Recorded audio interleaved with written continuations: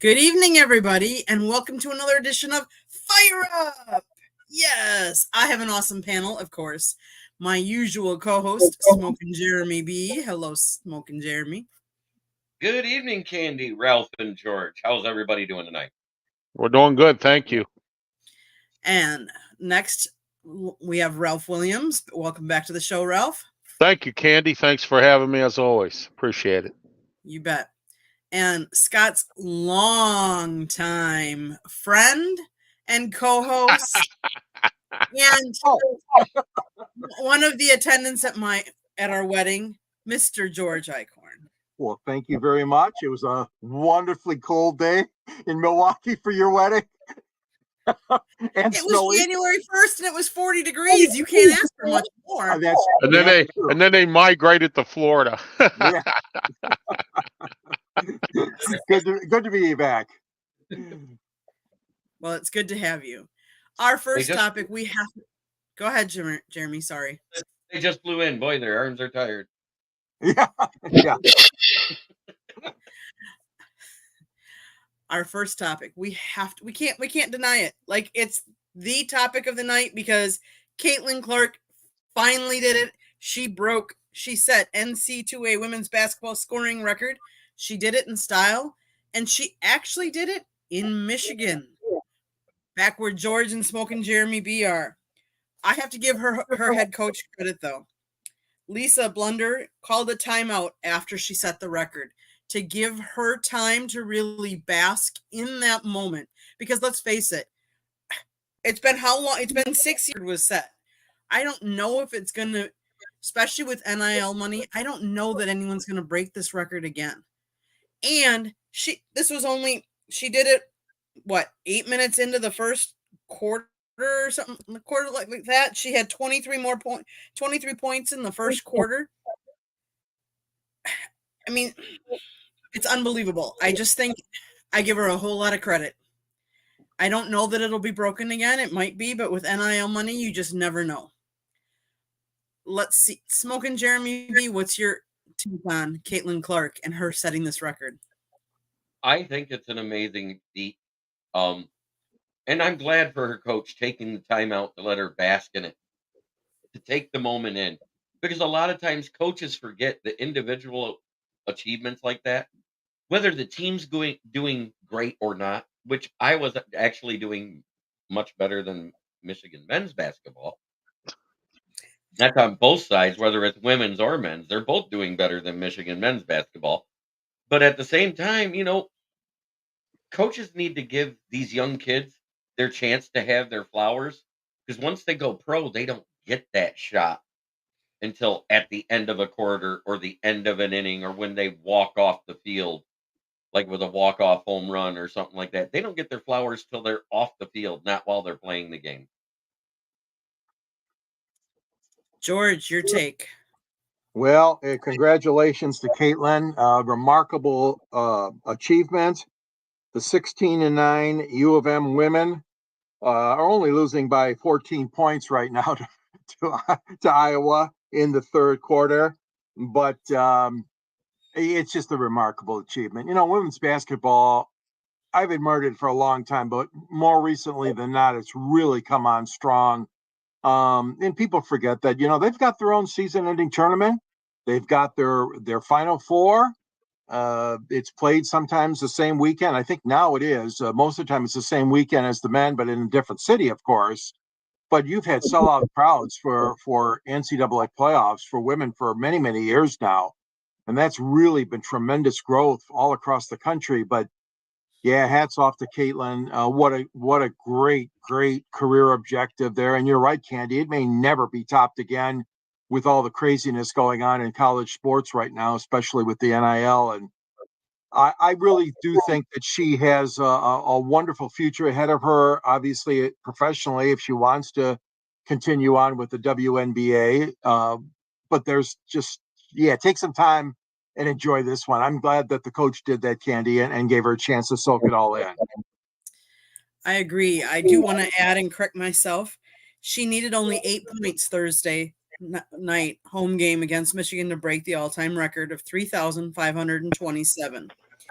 The game against Michigan was a sold-out crowd of more than 15,000 fans. She will be honored following the game Thursday night on the court. Her next target will be the all-time major women's college scoring record, which was held by Kansas Lynette Woodard of 3,649 points from 1977 to 81. Women's sports were governed by the Association of Intercollegiate Athletics for Women during Woodard's college era. That's why there's a difference between NC2A and the women's college. So she broke the record for 35-27. She's now going for 36-49. Ralph, your opinions on Caitlin Clark? Well, it's a great achievement for women's basketball and college women's basketball. It's good that she was able to score 33 points, which was way more than what she needed. And it's great to see it happen at Iowa. Iowa really doesn't get the play that most of these other schools get. Like Michigan, and which, as Jeremy mentioned, they get a little more of the play than Iowa as far as girls basketball goes, unless you live out near Iowa. But like around here in the East and stuff like that, Iowa's not even on the radar. So it's great that she's able to put Iowa, as far as women's college basketball on the map there with what she's doing. I agree. I want to say hello to Brian Cushing because he's saying hi, folks. Thanks for commenting and being part of our show. I just revel in Caitlin Clark, and I applaud her, and I wish her the best trying to get the record and for what her future career is going to be in the WNBA, if that's what she chooses. On to our next topic, a little more near and dear to my heart. All this violence. One of my girls, I am on a podcast, Three Chicks and a Pod, or Chicks and Salsa. One of the girls her name is Carrie. If you all know her, she's a Chiefs chick. She follows the Chiefs religiously because she lives there and she loves them and followed them for forever. She was at the parade yesterday. They left just before that shooting. She figures she would have been about 50 feet away from that shooting had she stayed. I'm saddened that this is what our country has come down to. I'm saddened because as I think of some of the tragedies that have happened in the world, and I think back to like 9/11, and I think one of the things that helped the country get back to some sort of normalcy was when the sports started and when they were paying tribute and we all came together as a country, unified. Then we had more and more violence, and we've had more and more violence. We had when I think of the Boston Marathon, and they had the tragedy there, and then how they talked about that and how the New York teams even, came together. And I always think of sporting events and sports as a way to come together and not necessarily, yes, you're playing against another team and there's a division like that, but it's a unity of the sport. And now we're seeing in basketball people brawling. Really? Like, leave that for the hockey field. That's what you think hockey is about. But to have a parade celebrating your Super Bowl champs, and then there be gun violence. And when I say gun violence, I don't just mean people getting injured. There was a fatality. And maybe this is a soapbox, and maybe I shouldn't be doing this, but I kind of feel that I have a voice and I have a platform, and I want to voice it. And I'm not talking about should there be gun laws or shouldn't there be gun laws. There has to be a way that we all come together and we respect each other. And we stop the violence, period. I, for one, love you can talk about, everybody jokes about my house being divided. My husband's a Lions fan and I'm a Packers fan and they clash. and 2 times a year you guys are probably at war. No, we're not at war. I respect him for who he picks. He has passion for his team. I have passion for my team, but we still are together. You can have differing opinions, and one doesn't have to be right and one doesn't have to be wrong. Stop the division, stop the violence. That's what it is. I mean, plain and simple. Okay, so I'm going to let some of the rest of the panel talk, because if you've watched any of the shows I've been on, all shows I've talked about this week. So let's start with Ralph. What's your opinion on all the violence that's going on in the world and in sporting events now too?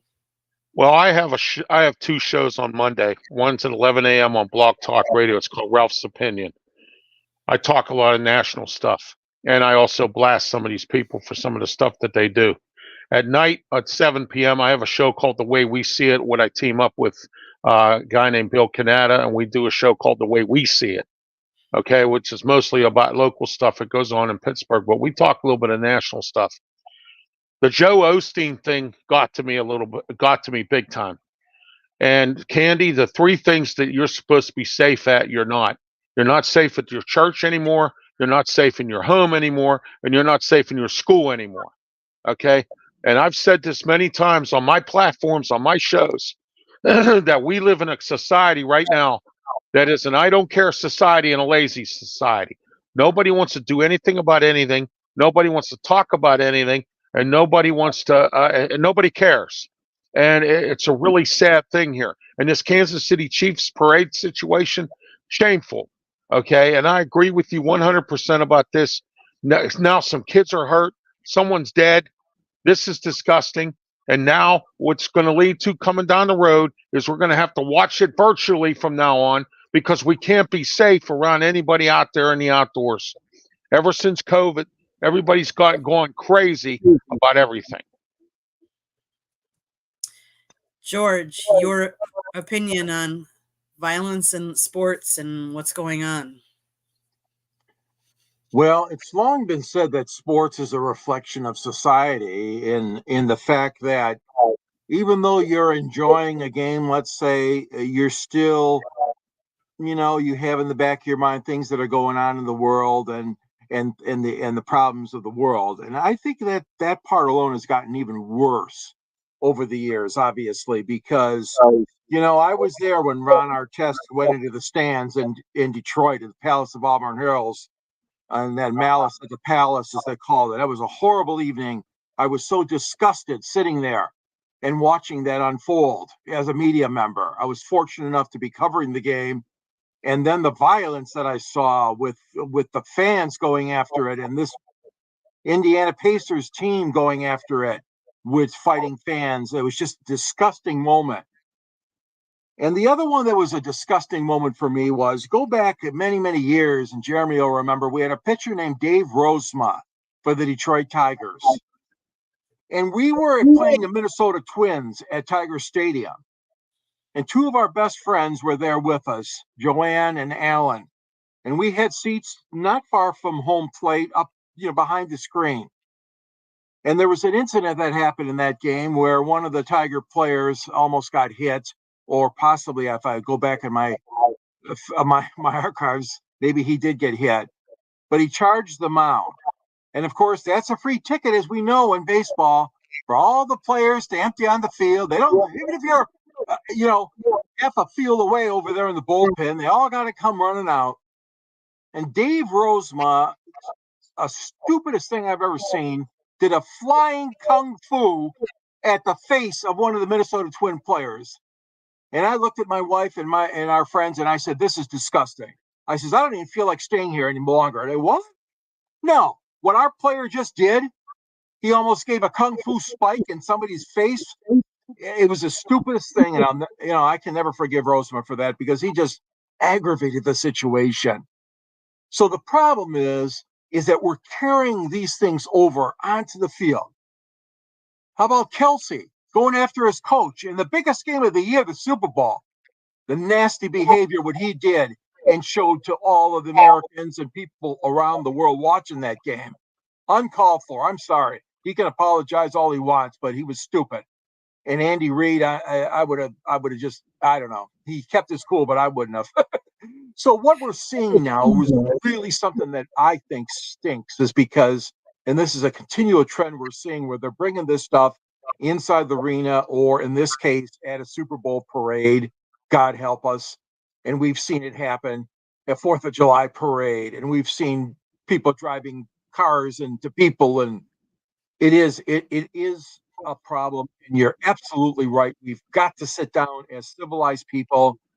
We've got to get something done about this together. And I know that the different presidents and politicians have tried and tried, but we just can't seem to make any progress on it. So sports is a microcosm of American life, but I don't like it in that sense, the violent part of it. And yes, I agree. We've got to do something, Candy. Smoking Jeremy B, your thoughts? Mm. The violence in America today, and the way it's combined with sports lately, and you can take it back to when Michigan State won the national championship back in 2001, when the fans at Michigan State started setting fires to cars and couches and flipping over teachers and faculties, the staffers and everybody else's vehicles in the parking lot. And then you look at Detroit when the Red Wings won, when they set fires that year. When the Pistons won in 2004, they set fires again. I mean, the violence has always been here, and it doesn't help that it's on mainstream TV, and parents use their TVs as babysitters for these kids, and they see it happen on TV. And I'm not saying it makes it okay, but we don't have parents saying, "Hey, just because it's on TV doesn't mean you should do it." Because that's what our parents used to say to us when we'd see something stupid on TV or on the news. So, and lo and behold, it's not our generation doing it, is it? And I don't want to get on my soapbox. I don't want to go political, but you know what? Maybe they do got to tighten up the background checks for gun purchases. Period. I'm not saying ban any type of gun. I'm not saying doing any of that. But there has been proof that there has been certain mental health issue medications these guys have been on, and they've gone and still done this type of stuff because the side effects that the FDA allows through is ridiculous. And I'll leave it at that. I agree. I agree. Again, part of it is this whole lack of respect.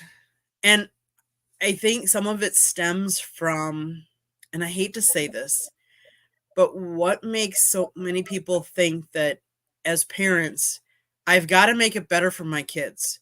Because really, what was so wrong with your childhood? Like we think I've got to give my kids this and I got to give my kids that because I didn't have it. And everybody's doing it. So like if one person does it, then everybody does it. You know? Yes. And I'm sorry, but I grew up, my dad was a teacher. We were not rich. My dad worked 3 jobs so my mom could stay home and raise us kids. And I like to think that they did a very good job.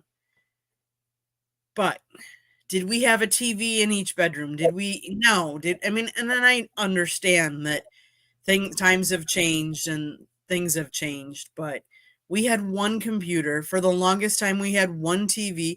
We had one phone, and it happened to be in the dining room. And if you want to talk on it, now everybody's got phones. They're walking around with them. I get it. You know, On a wall attached to a cord. yes. But I could go on, and I don't want to get on too much of a soapbox. But Right. so one of our features that we always do is a segment from my town. So I'm going to let everybody go around and talk about my town. So we are going to start this time with George. Oh, well, thank you. You're Well, welcome. everybody's in first place right now, right? In Major League Baseball. Amen. Everybody's 0-0, of course, but Everybody got goose eggs. yeah, you've heard the cliches. Hope springs eternal. especially for teams that have been lollygagging like the Detroit Tigers. It's hard to believe it's been since 1984, as Jeremy and I know too well, and Scott too, that since the Tigers hoisted the World Series trophy. It's disgusting. It's not just annoying, it's disgusting. This rebuild from the Detroit Tigers has just taken forever. And it's gone through new team presidents, new team general managers, actually a new owner, but that's because the previous owner fell ill and died, unfortunately, Mike Ilitch, and he handed it off to his son. So right now you got a situation where even though people want to be excited, I do admire Scott Harris, the new president of baseball ops. He's been there about a year, but he's kind of backpedaling. Okay, for example, there was a reporter on TV last night trying to get him to say, "Yeah, you're going to be contending. You guys are going to be in contention." He says, "We're not looking at that right now." And again, we've heard this before. We have a plan, and we have a schedule, and we have what we're doing as an organization to try to make these young ball players, these young Detroit Tigers, successful. And yes, the Tigers did finish in second place, as many of you know. You should know that, behind the Minnesota Twins. They showed big improvement over the year previous. But the fact of the matter is that still a very young team. A lot of pitchers have been hurt. A lot of injuries, a lot of pitching injuries the Tigers have endured over the past few years among their young arms. And then it didn't help that Riley Green, one of their promised players in the outfield, he had to have Tommy John surgery. Can you believe that after straining himself, making a fabulous play in the outfield? All that being said, the Tigers, yeah, they have a chance to be a contender. But the Twins and the Indians, the Royals and the White Sox are going to have a lot to say about it too. And we know it's not one of the best. In fact, it's probably one of the worst divisions maybe in baseball. But the fact of the matter is you got to prove it on the field. So I like the way the Tigers are going about it. I'm going to give them probably a flyer for maybe this year, but not any longer. They've signed AJ Hinch to a long-term contract, and they've signed a promising second baseman to a long-term contract, Colt Keith. They've got a lot of young people at certain positions, but they also got some older guys that, like Baez at shortstop, who just aren't worth their salary at all. So the Tigers are in a situation where they're trying to mix the young and the old and all that. But I am optimistic. It's always an exciting time. Lakeland, Florida is in the middle of the state, as you most probably know. And there's not much else to do around there, but boy, they love their baseball, and it'll be fun to see. 5 or 6 games are going to be televised. The rest of them will be on radio, and we'll see what happens. So the Tigers are the ones that are on the radar right now. But there's, I know Jeremy's got some other good things to talk about this hometown as well. So thank you for letting me share. You bet. Ralph, what's going on in your town? Well, the Pirates are in the same boat there, George. Only difference is I just found something very interesting out that, but I have to have it confirmed before I could say anything because I don't want to have egg on my face. But I heard a rumor that Bob Nutting is going to fire Ben Cherington if this season turns out to be a bust. And I hear that Bob Nutting told Ben Cherington when he first got hired, go out and do what you need to do. I'll give you the money to do it. And he's not doing it. So what I want to know is why. If someone says to me, go out and do it, I'll give you whatever you need, resources and money, go do it. Now, somebody's lying here maybe, or somebody's not telling the truth, but I have a guy down in Bradenton on the 27th on my radio show that's going to come on and tell me this because he's digging into it right now. If this is the case, the Ben Cherington needs to be fired if his team is bad this year. Okay? And he's been our general manager for 5 years. And he developed the Boston Red Sox into a World Series contender. Okay? And everyone thought he could do it here in Pittsburgh. And Bob Nutting, according to stories I've read and from some sources that I've talked to, gave him the official okay to sign and do whatever you need to do, and he's not doing it. So, and now everyone's still blaming Bob Nutting, saying that he's a cheapskate and a tightwad. Well, you know what? If that's the case, I want to know what if it really is. So I have a guy, and I know some of you might know him. His name's John Parado, and he's a friend of mine. He's been on my show a few times. He's been in studio with me on my radio show on Tuesdays on Beaver County Radio, and so he's going to tell me on the 27th as to actually what's going on here with the Pirates. Penguins, on the other hand, they have all the talent in the world. They can't score goals. We have an overpaid Erik Karlsson who we brought here and made a trade to bring here or whatnot, and he's done nothing to help the situation. Jake Gensel just got hurt. We got guys that we signed, Riley Smith. We signed a few other guys, Lars Eller, who are stinking up the joint and not doing anything. So I don't know if Mike Sullivan needs to be fired because I don't think his system is working with the players we have. Evgeny Malkin has laid an egg. Sidney Crosby's doing everything he can to carry the team on his back. Chris Letang, on the other hand, is 50-50. And our goalie finally start coming around, Tristan Jarry. So we'll see what the Penguins do. And as far as the Pittsburgh Steelers go, we'll see what's going on here. We just lost Mitch Trubisky, which was no loss to the Baltimore Ravens. Okay. Smoking Jeremy B. What's happening in your town? Well, there's a couple of things with the Detroit Lions lately. Hallelujah. Julian Okwara is now a Philadelphia Eagle, which means Romeo Okwara is probably on his way out the door, too, with his overpaid butt. That being said, Lance Newcomb, assistant to the GM, somebody I never heard of in the front office, was hired to be an assistant GM, which is second in command. There's the assistant to the assistant, then the assistant at the movie theater. Yeah. Yeah, and this guy was the From assistant. Fast Times to Richmond High. Yeah. You never saw anywhere in the media until today that he was hired by the Commanders as their assistant GM. And they also hired a former Lions coach to be their run game coordinator. And I remember while he was offensive coordinator for the Lions, our run game kind of sucked. And that was in 2021. Anthony Lynn is the run game coordinator for the Commanders. Okay. I think that's a big mistake because he does really well with running quarterbacks. I don't know how well he does with running backs. And what a great time for Detroit sports. Lions just had their best season in 32 years. The Red Wings are having their best season in 7 years and on the cusp of possibly being a playoff team.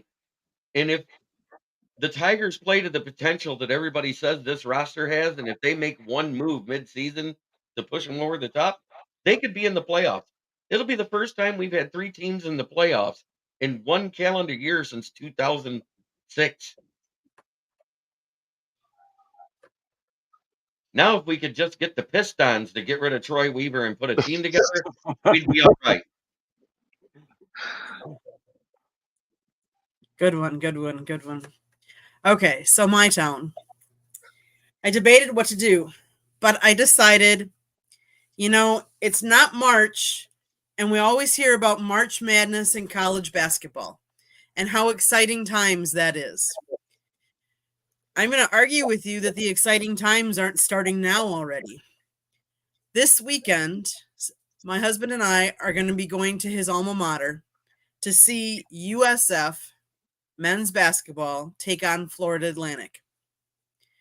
Florida Atlantic has reached as high as, I think, number 10. Right now, they're ranked 24th in the country. Their record right now is 17-5. USF is not in the top 25, but their record is 18-5. USF is actually first in their conference, and Florida Atlantic is actually third in their conference. And they take on each other this weekend at USF. I'm excited for that game. I'm excited to see a basketball stadium where Scott actually got his degree in, and it's supposed to be a sold-out venue of over 10,000 people. What exciting times it is to be going to a basketball game like that. On the flip side, my hometown, The Marquette Golden Eagles are number 4 in the country. This weekend on Saturday, they have their own battle. They are taking on the number 1 in the country, UConn. What an exciting game that should be. So, as I said, it's an exciting time to watch college basketball. Now that football is over and there's a little bit of a break here, go watch a couple of basketball games, college basketball games, not NBA.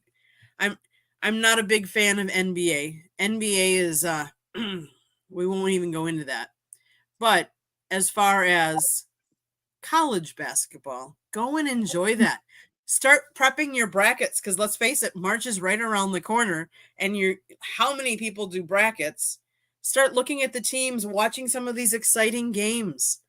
You know, when 2 weeks ago, I think we saw FAU play North Texas. It was a seesaw battle the whole game. It came to the last shot of the game to win it. These are exciting times, exciting games. Go out and enjoy. Or sit at home and watch on TV. Because let's face it, you're probably a little safer at home. But as far as this episode, this has been a complete joy. I'm going to go around the room and everybody can let everybody know how they can get a hold of you. So we will start out with Ralph Williams. Ralph Williams 737 at gmail.com, Facebook, YouTube channel. And I also have Twitter X, Tumblr, and I'm also on LinkedIn. And Friday, don't forget, tomorrow morning, 11 a.m., Ralph Williams, Scott Morganroth from the South Florida Tribune, JT Toth from Draft 412, now known as Draft Nation, Leo Haggerty from Amped Up Sports, The External Bum Show, 11 a.m. on Block Talk Radio, 563-999-3740 to listen to the show, or blocktalkradio.com. Also, every Tuesday, 4 to 6 p.m., Beaver County Radio, Sports Corner Radio Show with myself, Ralph Williams, Smoking Jim Frazier. And we have an open show this Tuesday. We're opening up to callers, and we want to hear from you. So if you call in, 724-843-1888, and we'll be more than happy to put you on the air.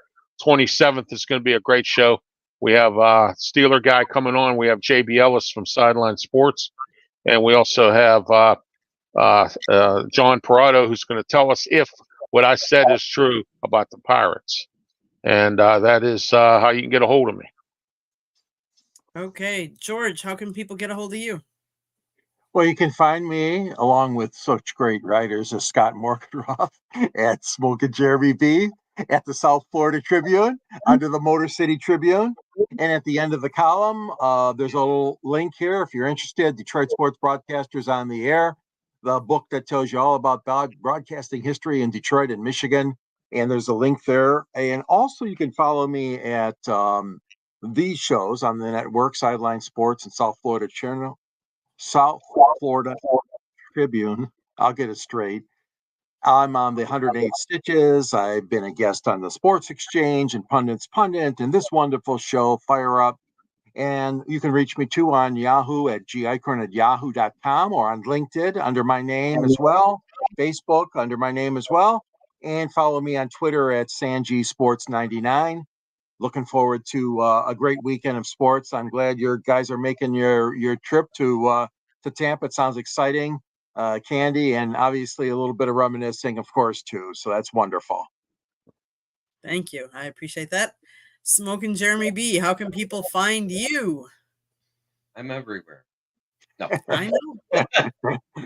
You can find me on the SouthFloridaTribune.com under the Motor City Tribune heading, where you can find my writings underneath the likes of that guy, George Eichhorn, and her hubby, Scott Morganroth.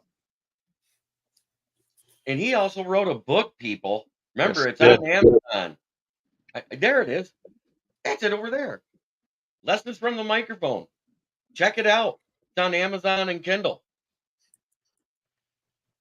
Then you can also find me right here on the South Florida Tribune channel with any of these Fire Up shows, because you know what? They're a lot of fun. I love talking sports. We don't just talk football, even though that's my forte, because that's what I write and talk about the most, especially on my channel.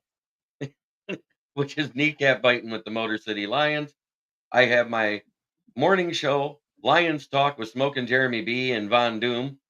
And then we have my evening primetime shows, which is usually Monday nights, Wednesday nights, and Friday nights at 9:30 p.m., which is just me talking about the NFL and the Detroit Lions. And it's because I study a little bit. I think I get it right most of the time, even when I write my opinion pieces. I don't know why, but for some reason it's like I can read into things. Oh yeah, it's because Candy puts up these wonderful articles I get to read that come out of Allen Park, and I get to see exactly what the coaches and the GM says. It makes it a lot easier to form an opinion when you're informed. I could be out there and being like everybody else and doing all that rumor-based stuff, but it isn't fun that way. I like being factual. I like using stats. I like using facts. It's makes your life a lot easier if they can't find a fault. Try every day to be a better person than you were the day before. It's the only way to make the world a better place. It starts in here. Much love, everybody. And I see my buddy Brian Three Cushion, also known as Brian Roy, came in and said hi, folks. He did. He did. In fact. Okay, so to find me, you can find my pictures and photos that I take on southfloridatribune.com. You can catch me on a girls podcast. Typically, it's Tuesday nights around 7:30. It's either 3 Chicks in a Pod or Chicks and Salsa.